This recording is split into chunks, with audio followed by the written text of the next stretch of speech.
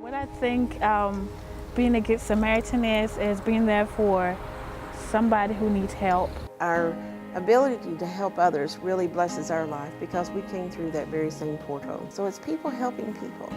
It's neighbor realizing you have a neighbor in need. You tell them the neighbor's in need. People are going to help. We have good hearts here. I think that being a good Samaritan is just giving back to your community. A good Samaritan is someone who sees no color, sees no other problems. They help good, the bad, the rich, the poor. I guess I have truly dug into the word on the Good Samaritan. And I asked Lord one day, I said, who are the least of these? There's a lot of people out here that need a shower daily, they need food, they need guidance, they need a place to go to get out of the weather. And Good Samaritan provides a lot. I was homeless 9 times in 10 years with my children, so I know what it's like to struggle all the way through. Good Samaritan to me means seeing somebody in need and doing what you can to put their life back together, to put them back on their own road to recovery. I had millions of thoughts and ideas about what I could do, but you know, when I prayed, that's when the miracle came.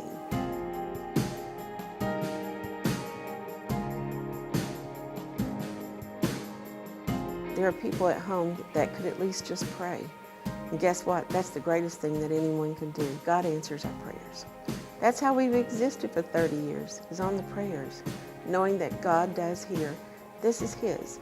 And to remember, it's not about us. It's about our Lord Jesus Christ serving the needs of those that are hurting. We're just an instrument in that. Well, we certainly are well known in the community as one who helps people who are in emergency situations or down and out on the street, helping the homeless people. We work with the community churches, which we're very grateful for, and their support. Reaching out to the needy, supplying food.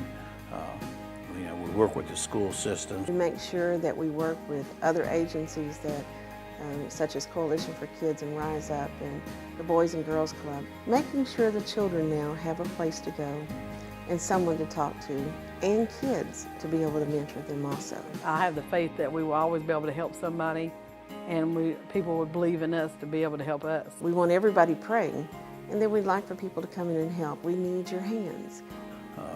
We have the melting pot next door that we feed people twice a day. And every day, people struggling.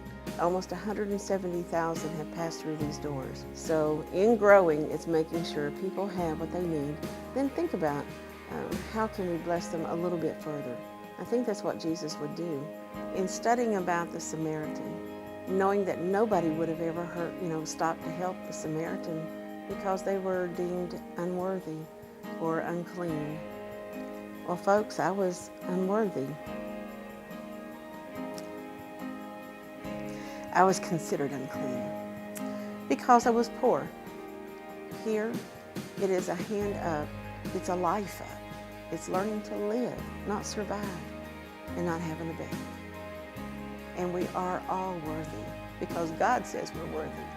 So we need to be taking care of everyone just the same. So to be a good Samaritan is to stop and look beyond the outside to find out where the heart is. That's what the true Samaritan did that day when he stopped.